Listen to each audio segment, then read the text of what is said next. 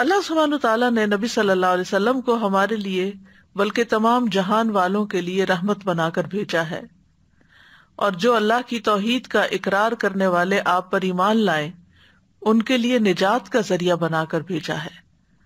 متقین کا امام بنا کر اور تمام مخلوقات کے لیے حجت بنا کر اور حشر میں شفاعت کرنے والا بنا کر بھیجا ہے۔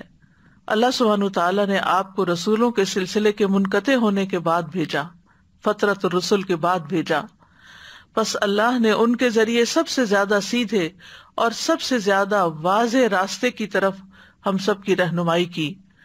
بندوں پر آپ کی اطاعت اور تعظیم، ان کی حفاظت، ان کے حقوق کی بجا آوری اور ان پر درود و سلام بھیجنے کو واجب قرار دیا۔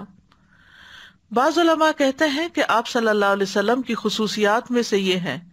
کہ قرآن میں اور کسی دوسری کتاب میں آپ کے علاوہ کسی دوسرے نبی پر سلام نہیں بھیجا گیا، بس یہ وہ خصوصیت ہے آپ کی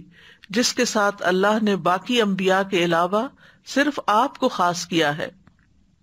اسی طرح ابن عاشور کہتے ہیں کہ ازواج النبی کے بارے میں احکامات کے بعد یہ آیت آئی ہے، یعنی سورۃ الاحزاب میں، تو اس میں رسول اللہ صلی اللہ علیہ وسلم کی ثنا اور آپ کے مقام کی خبر دی جا رہی ہے، اور یہ کہ ان احکامات کا آپ کے مقام و مرتبہ کے مطابق اجرا ہے، یعنی نبی صلی اللہ علیہ وسلم کا جتنا بڑا مقام اور مرتبہ ہے اسی اعتبار سے آپ سے متعلق جو احکامات ہیں ان کو سنجیدگی سے لینا چاہیے۔